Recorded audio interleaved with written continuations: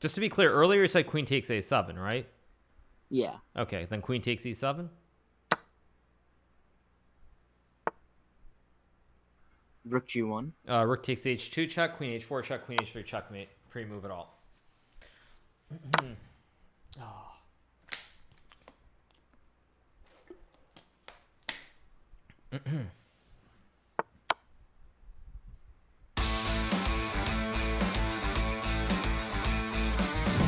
All right, play c5. It's e4, right? Was his first move? Yeah. Okay, e4, c5. Okay, good. D3. Knight to c6.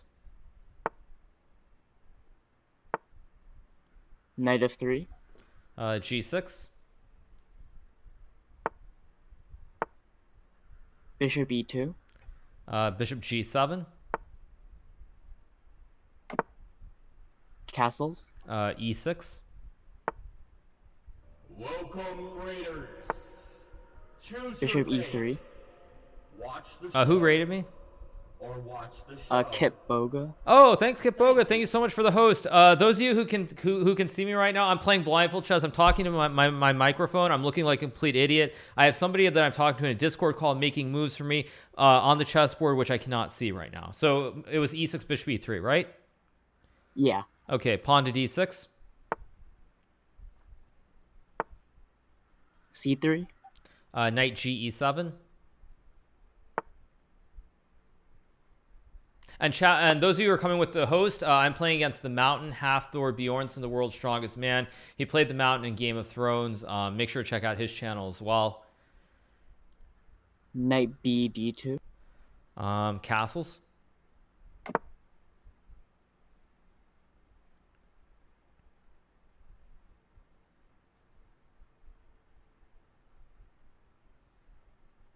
You don't mind if I talk to chat or explain some ideas well, Yeah, we're that's waiting on fine. them, right? Okay. So yeah, so anyway, Hathor's playing this pretty well, you guys. Maybe you should push the pawns in the center, try to get pawns on the two main squares if he has a chance. Knight g5. H6. So now I just push the knight back.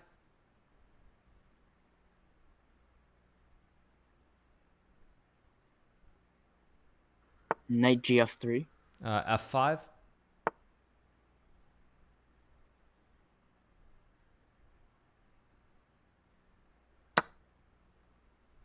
Takes f5. Let's go G takes F5.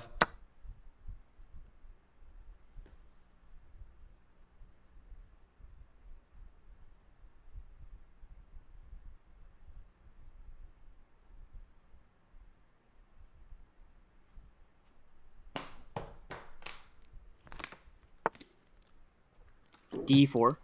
Pawn to F4.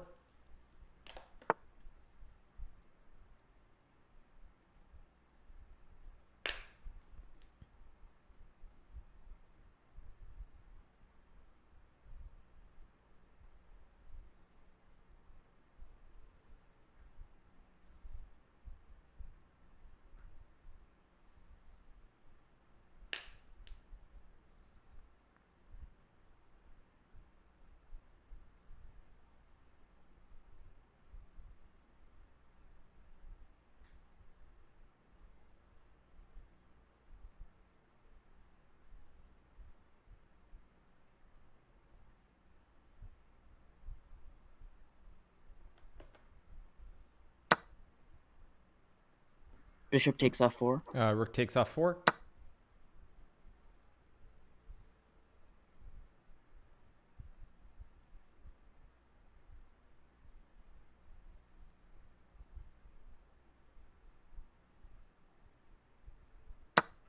D takes c5. D5.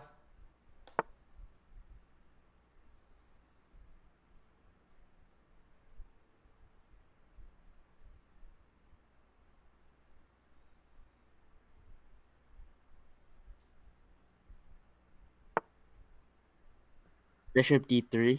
E5.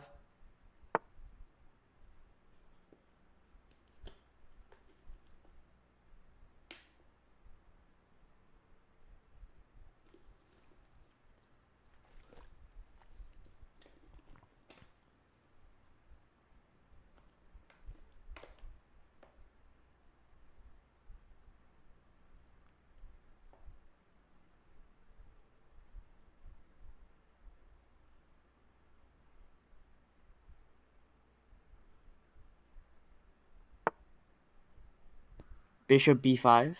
Pawn to e4.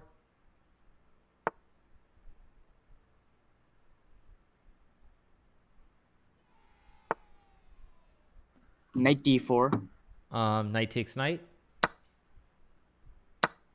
cd4. Knight to f5.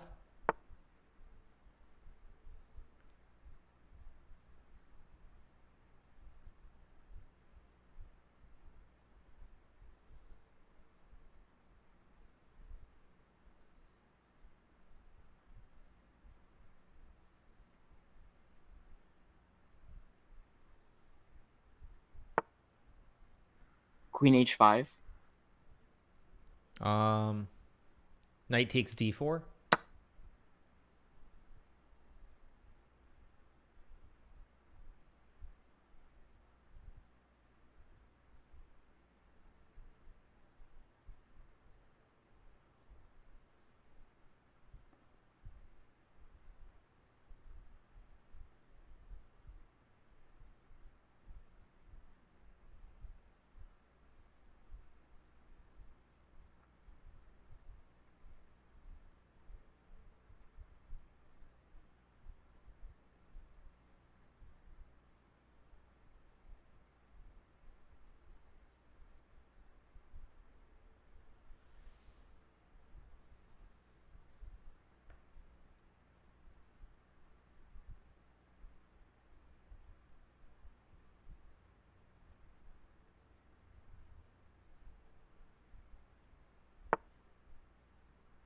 Rook a d1.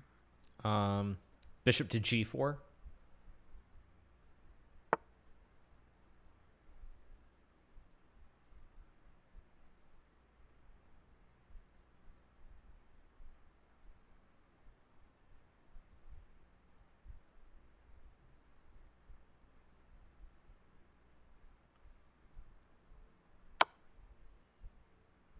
Queen e8. Queen takes queen. Bishop takes queen. Rook takes bishop.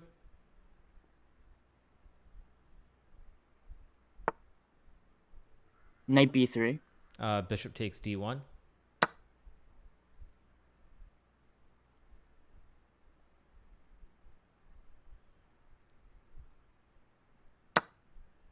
Knight takes d4. Bishop takes d4.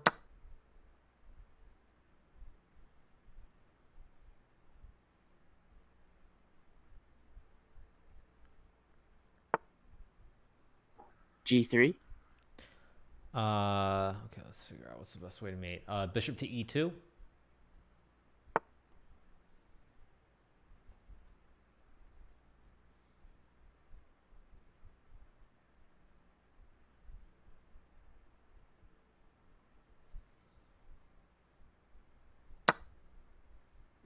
G takes f4.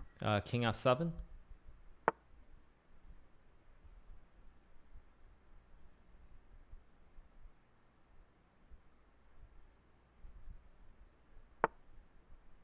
Rook e1. Rook g8 check.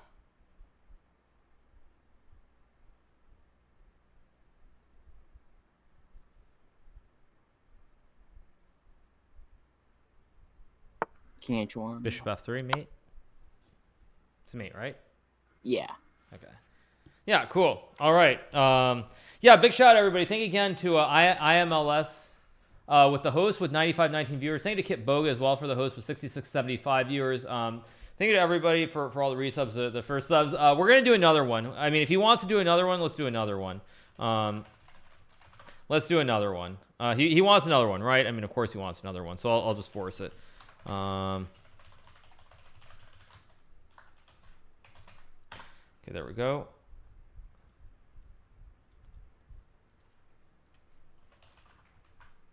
He sent a rematch. Should I just accept that? Oh, you just accepted? Okay, I don't see it. What? Oh, there we go. Okay, I see. I Okay. accept. All right, cool. Okay. All right. It's still good, right? Everything's good. Okay, let's go. Play pawn to e4. E5. F4. EF4. Let's which one? Let's go knight f3.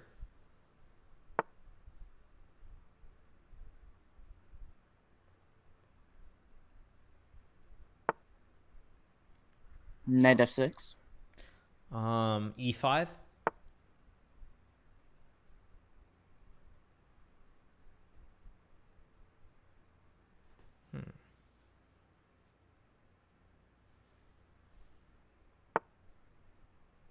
Knight d5. Knight to C3.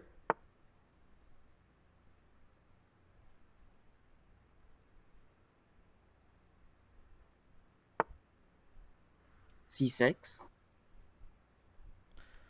Knight takes knight. D4. cd5. d6. Bishop takes F4.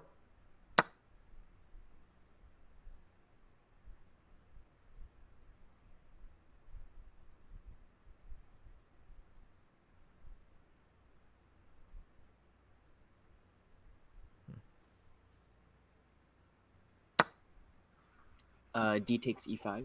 Knight takes E5.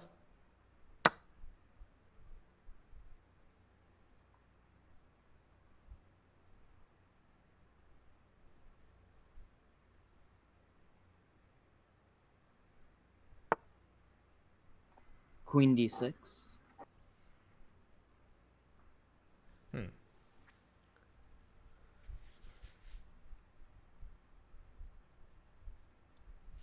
Bishop B5 check.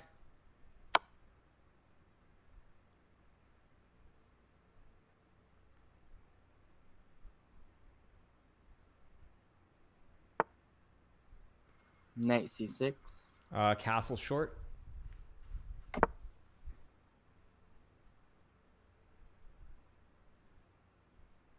So Chad, I'm already winning this game because basically I've developed all my pieces, got the king out of the middle. Whoops, don't knock that over.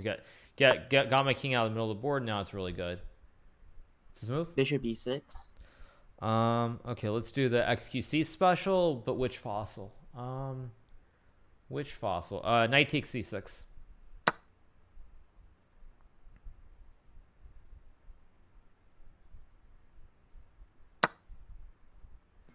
B takes c6. Bishop takes queen on D6.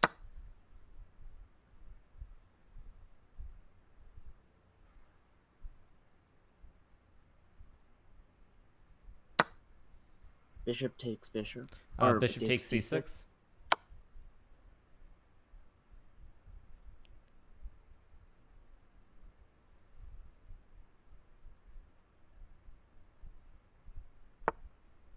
King d8. Bishop takes A8.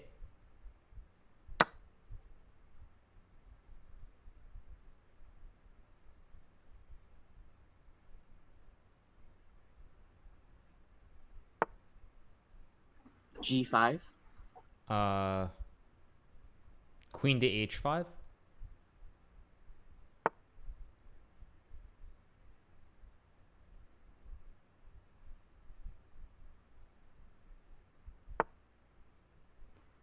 King c7. Rook takes F7 check.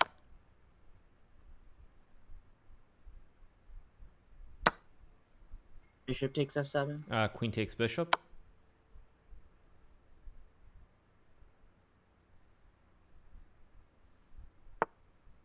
King b6. Okay, where's the checkmate?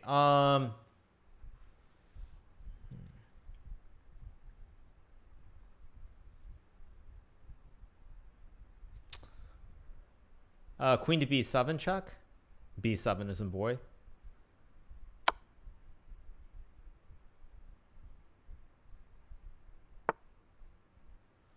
King a5. Pawn to C4.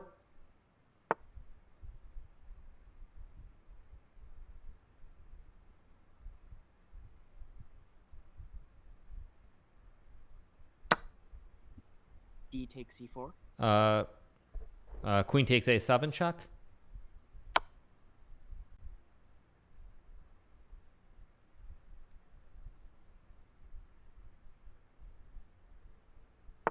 King b5.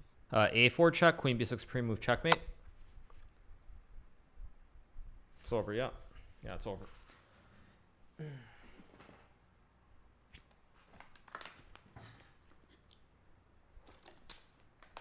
Yep.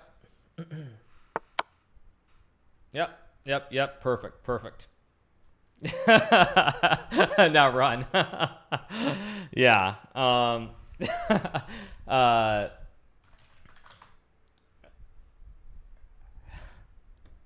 yeah. That was pack your bags, leave the country. Yeah, pack your bags, leave the country. Right. Yeah. He wants one more. Yeah, of course. Okay, well, let's go again. So this one I'm black. Let me close. Okay, we're good. Okay. All right. What do you play? E4.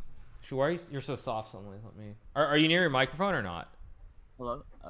Yeah, I just mean I couldn't hear you. Okay, so let's play something extravagant. Let's go D5.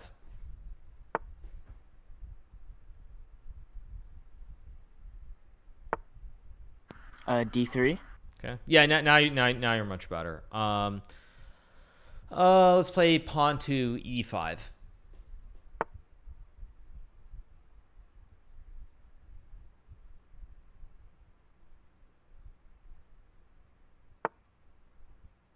Bishop E2. Knight to F6.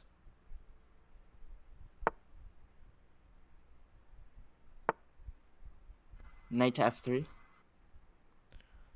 Knight to C6.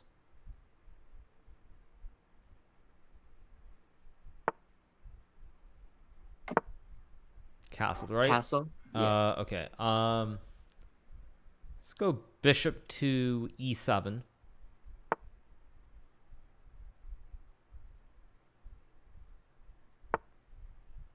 Bishop G5. D takes E4.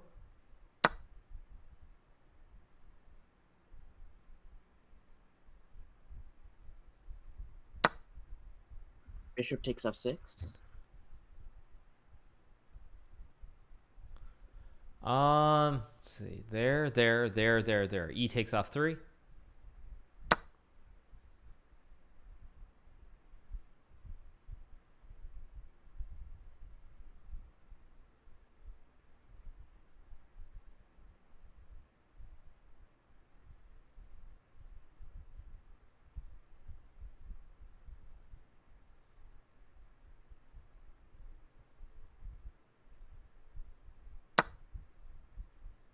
Bishop takes E7. F takes E2.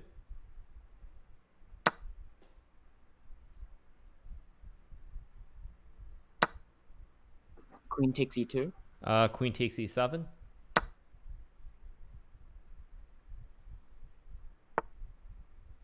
Knight C3. Castles.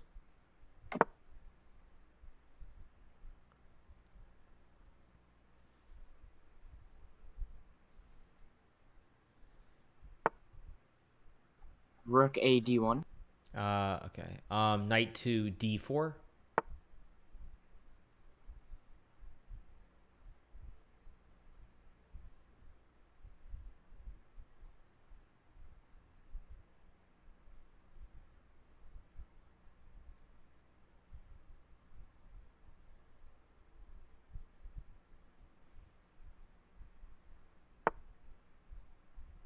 Queen E4.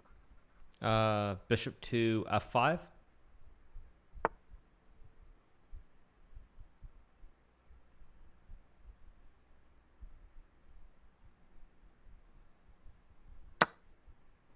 Queen takes B7. Rook A B8.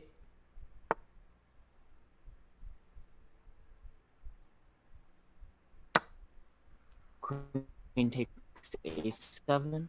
Okay. Rook to B6.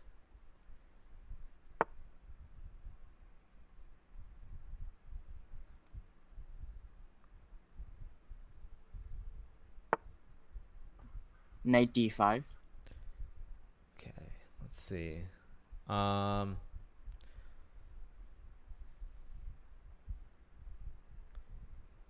the quickest way to make the checkmate here?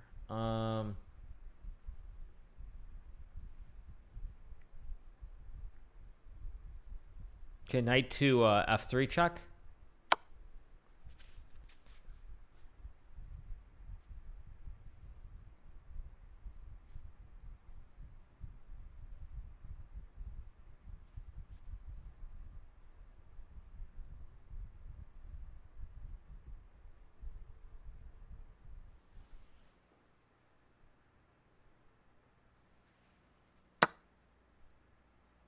G takes F3.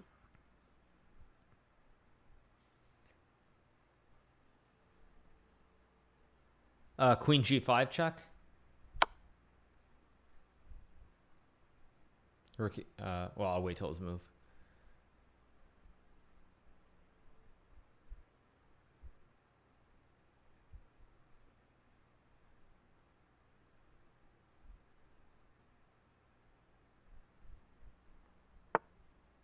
King H1. Rook H6.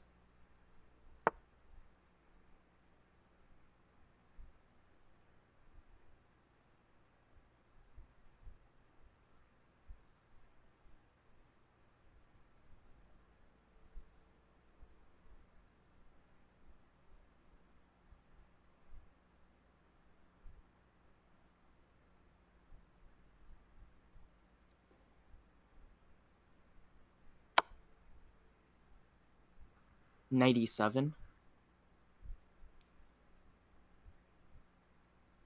Just to be clear, earlier you said queen takes A7, right? Yeah. Okay, then queen takes E7.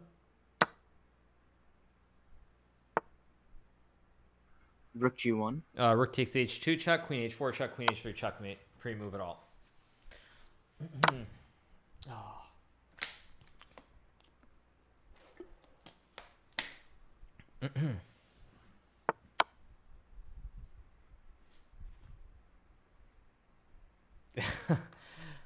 Yeah, happens. It happens. Famous last words. Yeah. I mean, I kind of saw most of the pattern, but I didn't see the whole pattern right at the start, you guys. Because when I saw this position with Rook H6, it took me a while because I wanted to do this and then like go queen here. And originally, I also thought I could go here, but then but it's the same problem. He can just like what was it? Oh no, it actually still works. I have this still a mate. Huh? I missed this. He knocked the camera. Okay, good one. Don't skip brain day. Okay, let's see. Let's go back. Okay.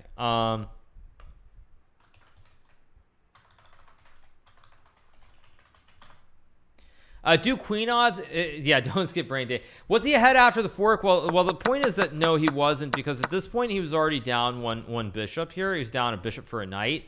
But then when we got this position, like the thing is that basically, yeah, I just he's mad. I mean, it's hard. It's hard. It's basically what I want to do though is I try to set up all these checkmate ideas using my queen and using my knight. Just bring the queen down like this, and mountain reaction. I don't dream about chess. Not really, you guys. Anyway, thank you everybody who's watching. I know I missed some of the hosts. Thank you, Agent JL, for making the moves for me. Big shout out to Agent JL, one of the mods of the channel. Thank you so much. Appreciate it. Have a great rest of your evening, Agent. Hello. Yeah. Have a good one, man. Oh yeah, thank you. You too. Okay, later.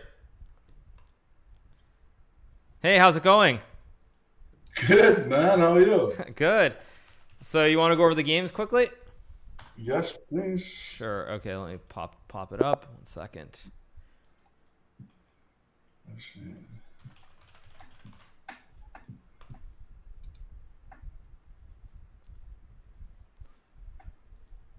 Wait, whoops. 1 second. Okay, so yeah, let's start with this this first game. So in this first game, you had the white pieces, right? Or actually, you see the invite down the bottom corner? Huh. Can I see it on my stream or on your stream in the bottom right hand corner? There should be an invitation to a game. Yes. I yep, got it, my friend. Sure. Okay. So right. Yeah, so in this first game, I played this Sicilian opening that I mentioned before. And normally when your opponent pushes the pawn, any of the pawns really for that matter, usually you don't want to set up with the 3 pawns in this diagonal unless you have a very specific idea. So once you put the pawns the way you put them in the game here, you see how you have the 3 pawns in a row.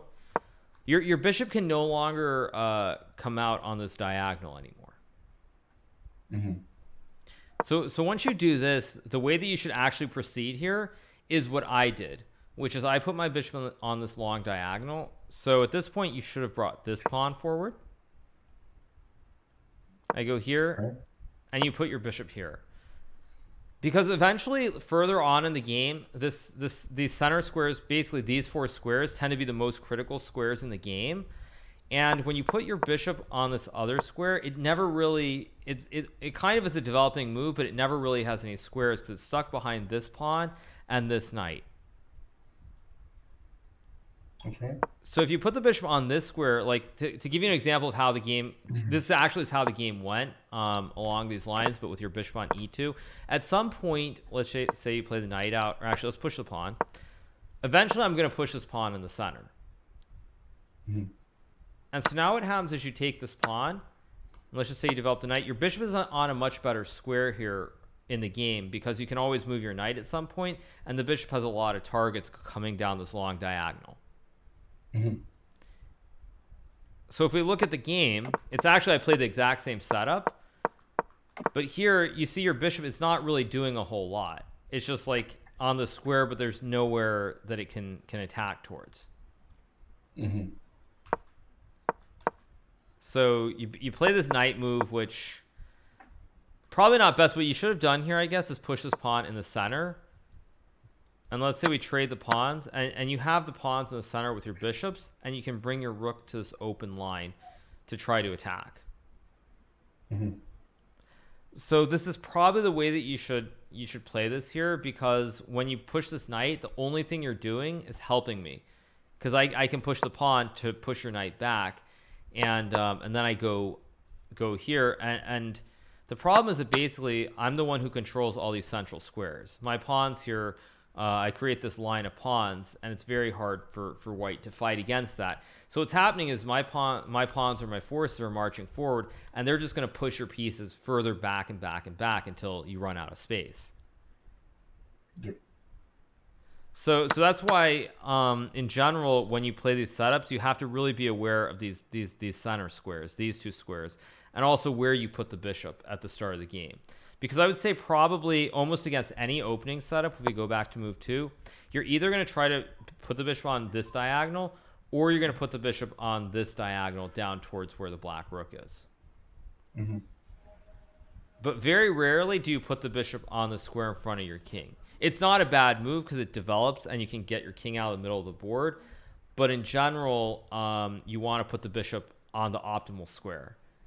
So when you're playing the opening phase, the bishop either wants to be on this diagonal down towards the rook, or generally on this other diagonal down towards this knight and the pawn.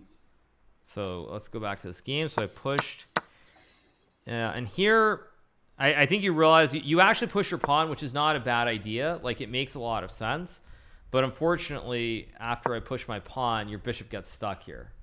It's just trapped. Like, you lose the bishop for 1 pawn. Kind of no matter what you do. Yep. So I mean, at This this was point, the reason. Yeah. This was the reason why I just I saw it was gonna die. I had no way to save it, so it was just bad play by me. I didn't see it. So I just killed your pawn and basically lost my bishop. right? So far. Yeah, it's already very hard, because this is why the center of the board. Like these two files are very important, this E1 and this D1, because very oftentimes whoever gets the pawns in the center starts pushing the pawns in the center of the board, gets more space, and they actually usually win the game.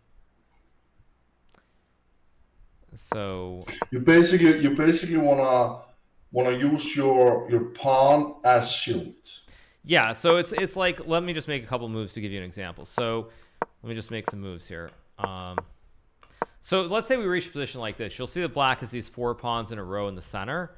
And what you do is you use the pawns to take the space. So for example, I'm just going to make a random move. I can push the pawns, and then what that does is that frees up all the space for my other pieces to come in behind the pawns.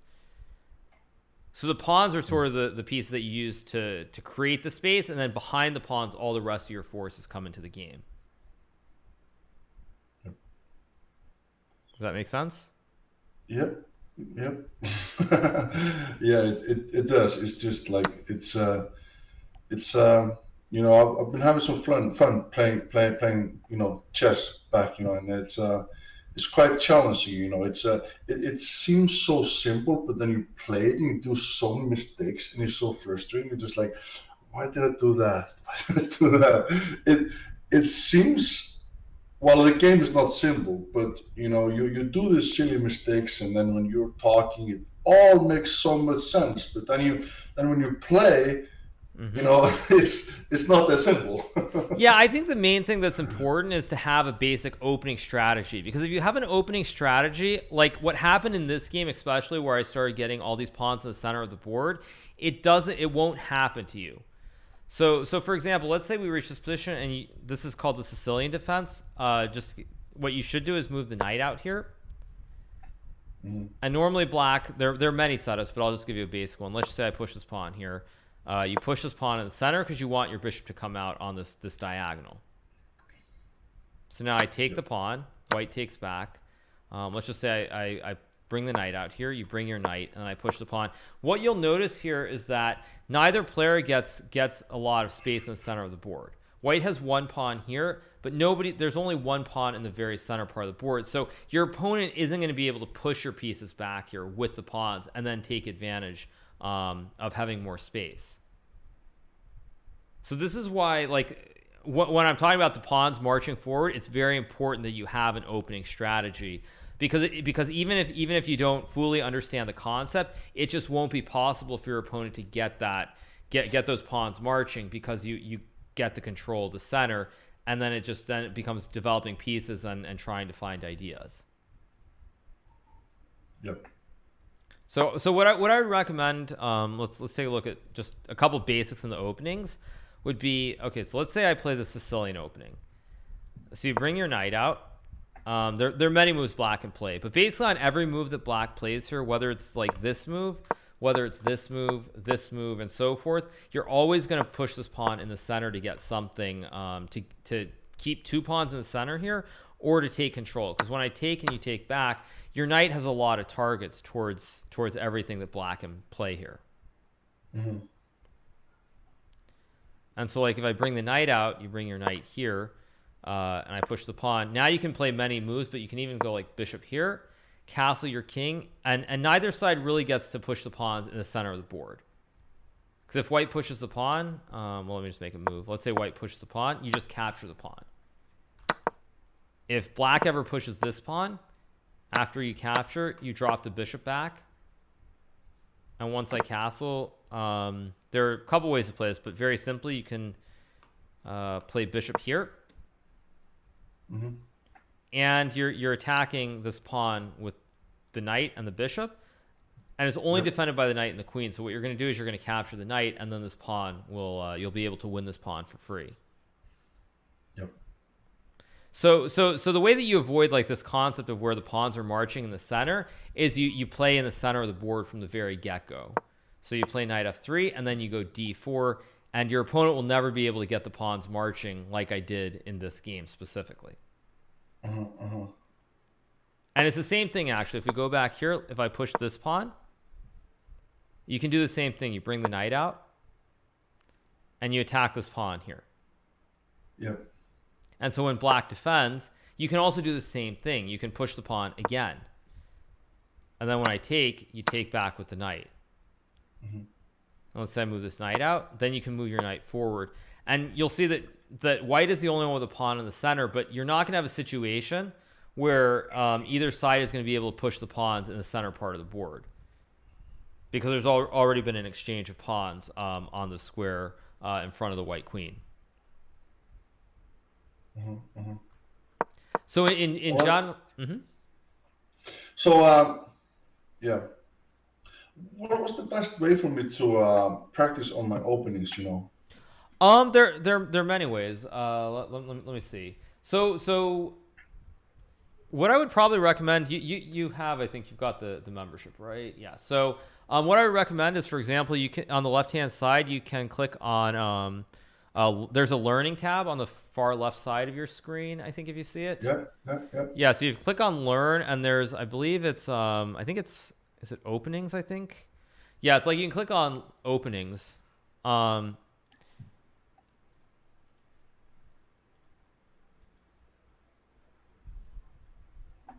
Can you hear me?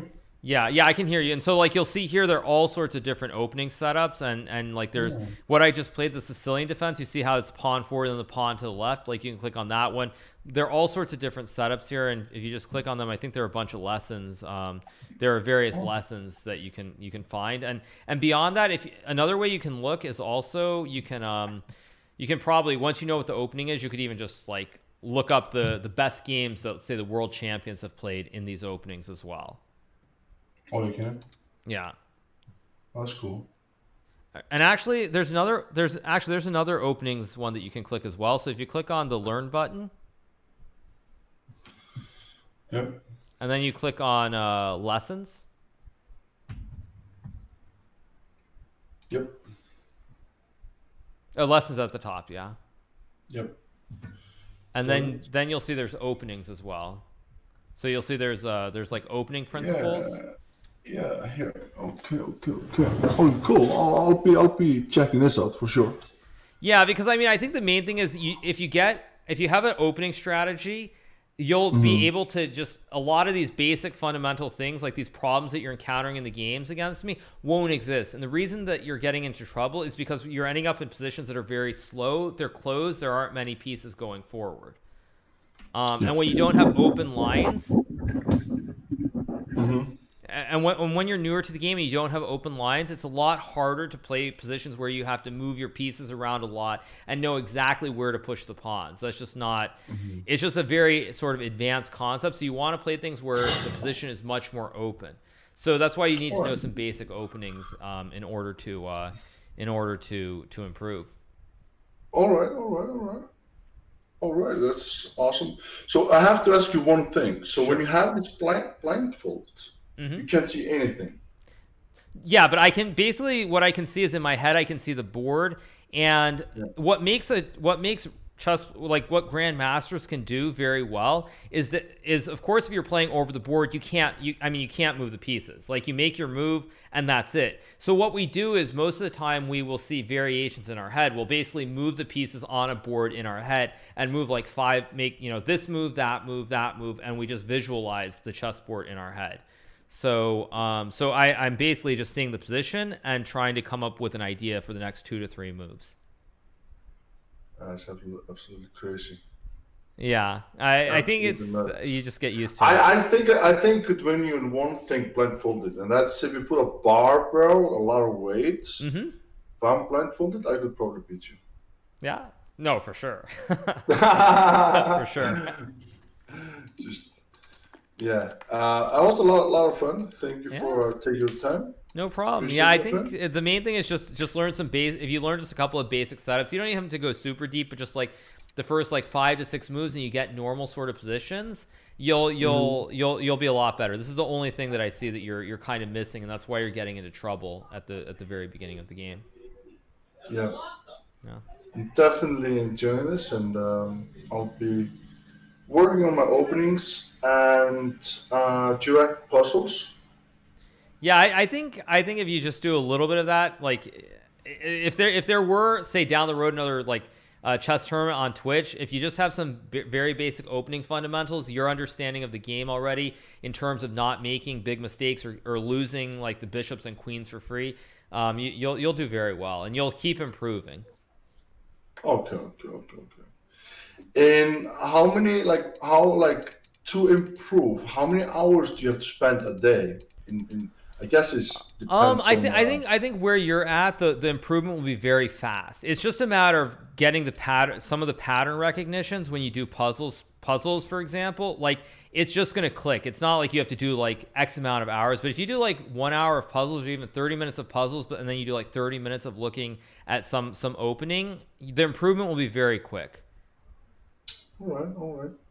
Awesome. It's only when you're like grandmaster that's when you have to put in lots of hours to improve, because then you already have the patterns, and the areas where you improve are things that are very minor. It's not something that is obvious. Okay. Cool. Well, right. Thank you a lot. That was a lot of fun. It's absolutely insane how It I, was I enjoyed it too. No, that was great. awesome. Awesome. It was a lot of fun, man. A lot of fun. Great. All right. Have a great rest of your stream, man, and I'm sure we'll play Thank you, man. Blindfold or chess or talk about all the other stuff too soon. We'll be doing more, my friend. That's for sure. I'll stay in touch. Yeah, fantastic. Thank you so much, friend. Take care. No problem. Have a You good too. stream. Bye.